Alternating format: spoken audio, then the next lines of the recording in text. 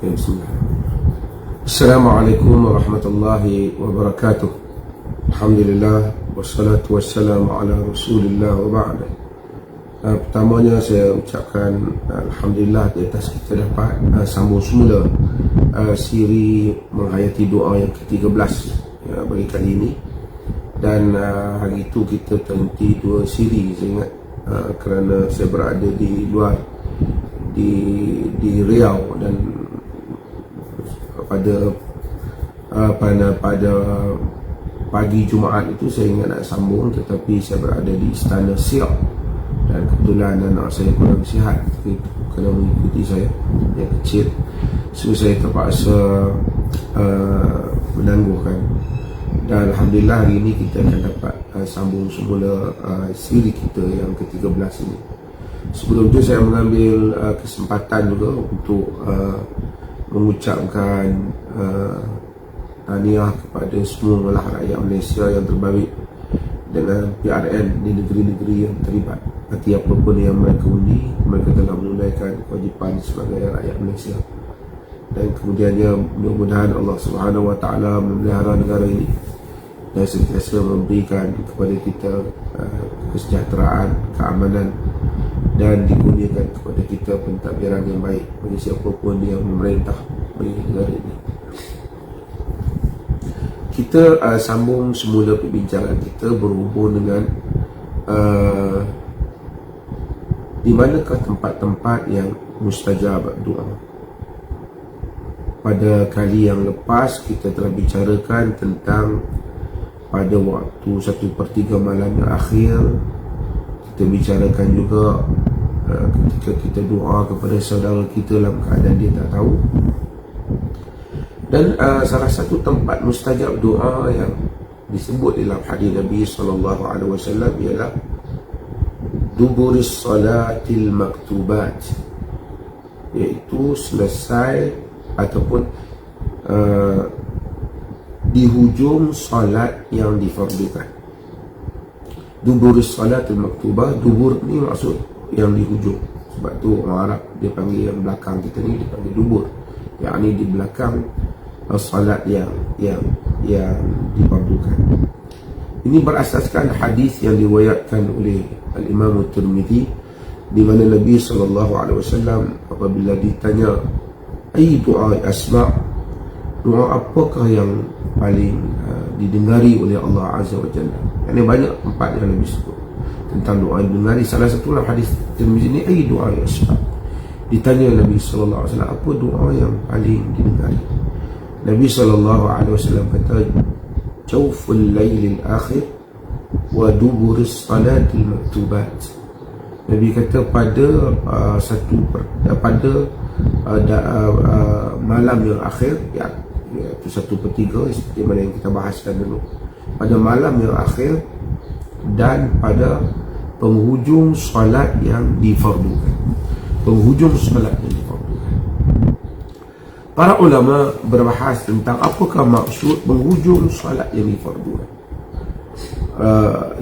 Ada 2 pendapat di kalangan para ulama.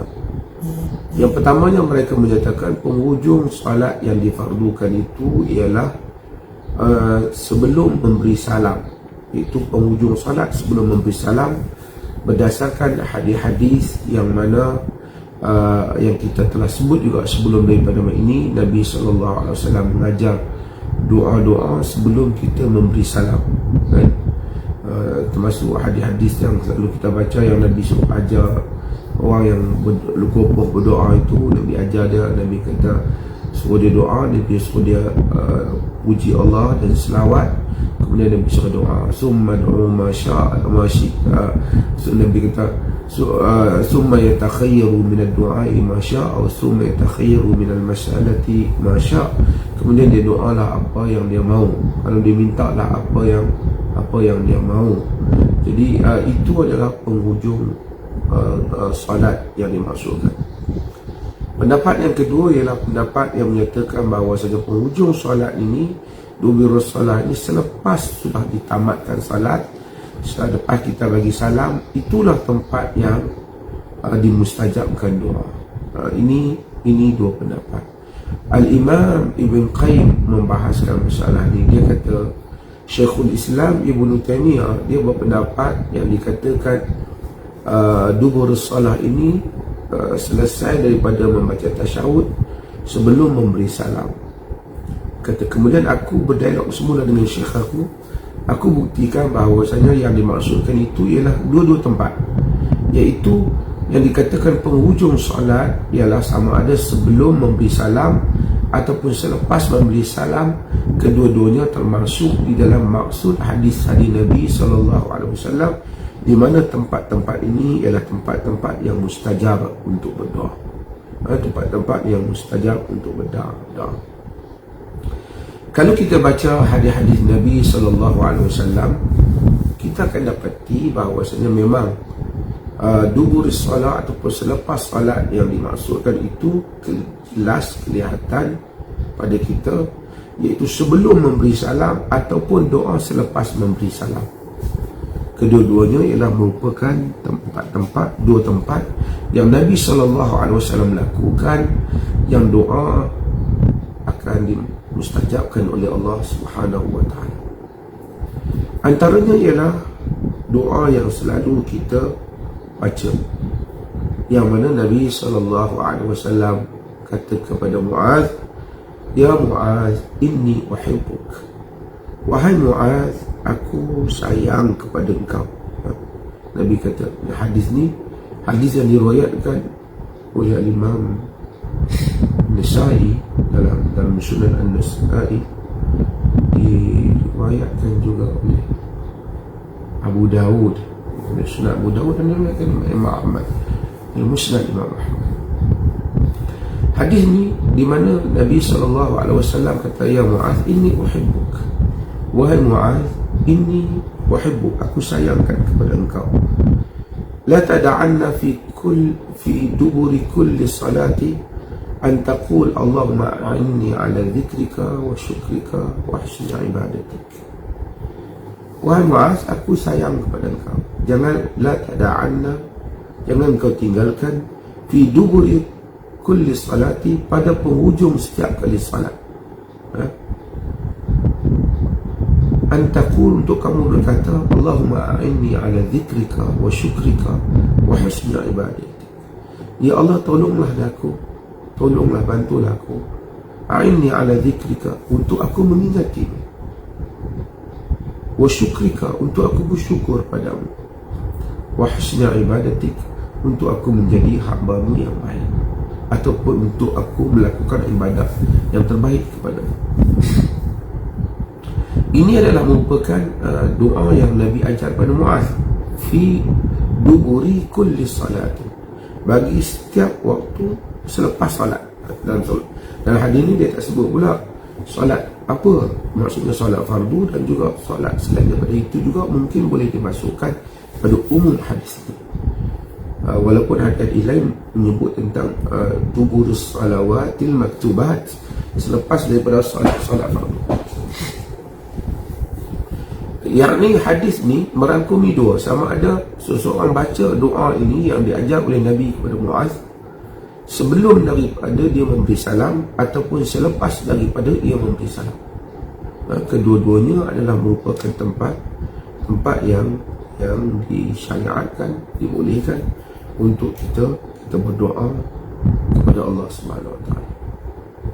Antara lain ialah hadis Imam Muslim yang kita baca, yang dalam riwayat menunjukkan Nabi baca sebelum memberi salam, dan riwayat Tirmizi menunjukkan seolah-olah Nabi baca selepas daripada memberi salam. Dua-dua boleh. Riwayat ni iaitu doa yang Nabi dalam Sahih Muslim kita faham, doa yang Nabi SAW baca sebelum memberi salam dan juga selepas juga memberi salam. Terutama dalam riwayat Tirmizi lebih jelas, ada juga menyebut selepas memberi salam, iaitu Allahumma ghafir li ma qaddamtu wa ma akhartu wa ma asrartu wa ma alantu wa ma asraftu wa ma anta a'lamu bihi minni, anta muqaddim wa anta muakhiru, la ilaha illa anta. Iaitu Allahumma ghafir li ma qaddamtu, ya Allah ampunkanlah aku apa yang dosa yang telah aku lakukan, wa ma akhartu, dan apa yang telah wa ma akhartu, apa yang telah aku lewatkan, dosa awal ataupun dosa Wa ma'alantu wa ma'asrartu, apa yang aku buat secara terang, apa yang aku buat secara tak diketahui orang. Wa ma'asraftu, apa yang aku berlebihan. Wa ma anta a'lamu bihi minni, apa saja dosa yang kau tahu daripada aku. Antal muqaddimu wa antal muakhiru, engkau lah yang awal, engkau lah yang akhir. La ilaha illa anta, tidak ada ilah melainkan engkau. Ini merupakan antara doa yang diajar oleh Nabi SAW yang dibaca sebelum kita memberi salam, dan ada juga riwayat yang menunjukkan selepas daripada memberi salam dibaca doa yang seperti ini. Ini benda-benda yang wajib daripada sunnah Nabi SAW. Dan kita dapati bahawasanya banyak juga doa-doa yang lain yang Nabi SAW baca selepas daripada memberi salam.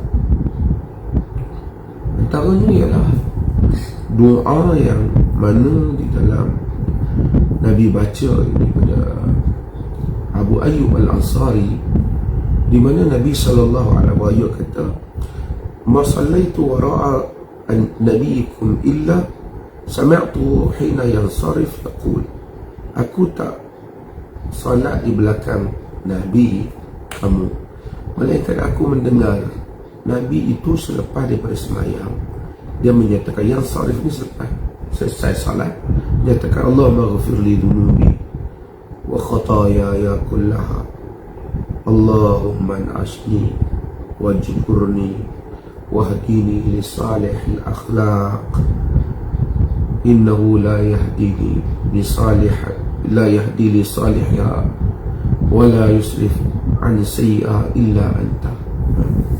Banyak doa-doa yang macam ni yang Nabi ajar. Kata Abu Ayyub, dia dengar Nabi selalu baca doa ni selepas selesai Nabi salat, iaitu, ya Allah, ampunkan dunubi wa khatayaya, ampunkan dosaku, kesalahanku, Allahumma asni wajburni, bimbing aku, wahdini li salihil akhlaq, dan tunjukkanlah aku pada akhlak yang baik.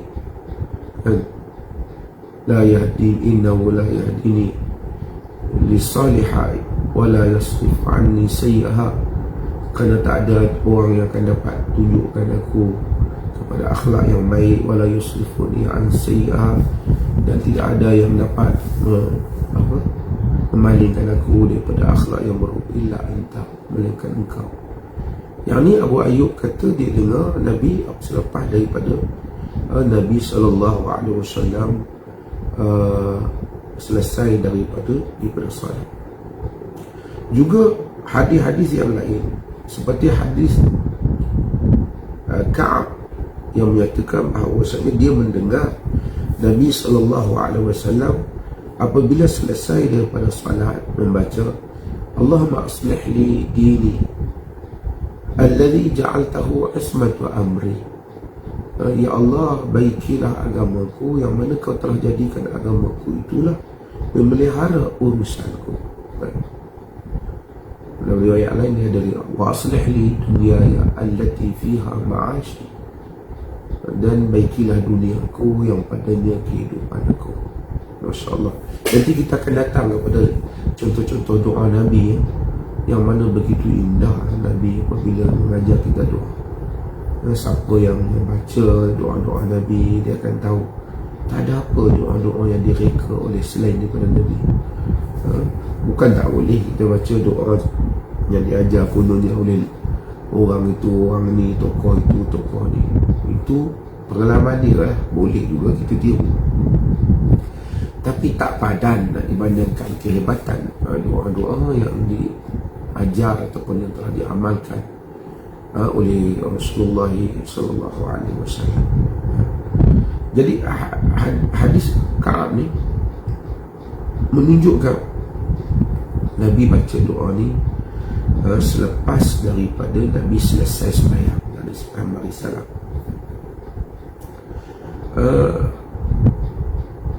Ada hadis daripada Al-Bara' bin Azib dalam Sahih Muslim.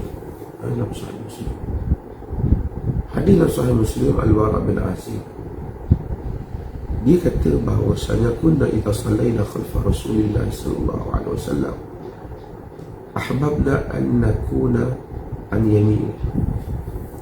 Kami bila salat di belakang Nabi, kami suka untuk duduk belah kanan Nabi.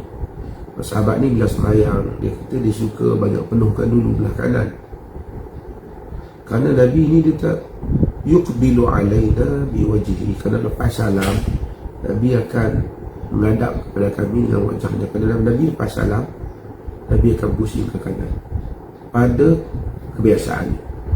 Tapi hadis-hadis menunjukkan bukan semua setiap kali, setiap time Nabi pusing ke kanan ni, bukan. Tapi hadis-hadis yang ada menunjukkan sering kali Nabi selepas bagi salam, baginda sallallahu alaihi wasallam pusing ke sebelah kanan. Baginda pusing ke sebelah kanan. Ya, nanti kita akan datang kepada bab itu juga, perbahasan hal itu. Dan dia kata kami akan mendengar Nabi sallallahu alaihi wasallam akan kata, Rabbi qini azabak yawma tab'athu ibadak. Nabi kata, ya Allah, Rabbi qini azabak, ya Allah, peliharalah aku daripada azab.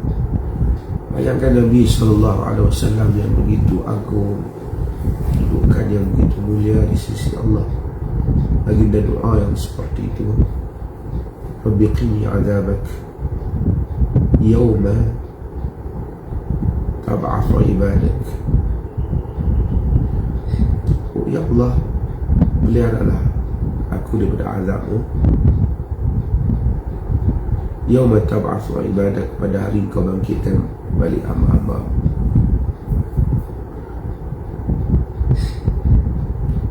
Hadis ini menunjukkan dalam riwayat ni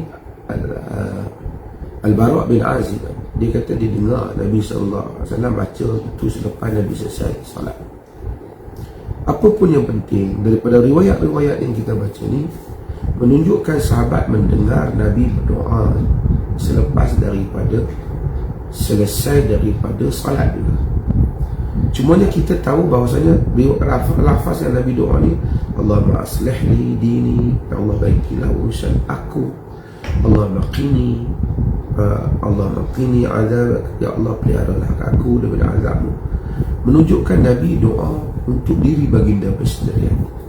Dan sahabat pula tak kata kami kalau kami ramai-ramai akan mengaminkan doa Nabi SAW, tak berlaku. Kalau ada hadis yang seperti itu, tak timbullah perbahasan ulama lepas doa-doa ni sebelum salam ataupun selepas salam. Kalau ada hadis yang jelas selepas salam Nabi berdoa ramai-ramai dan kami mengaminkannya, tentulah tidak timbul perbahasan ulama lagi, kerana jelas.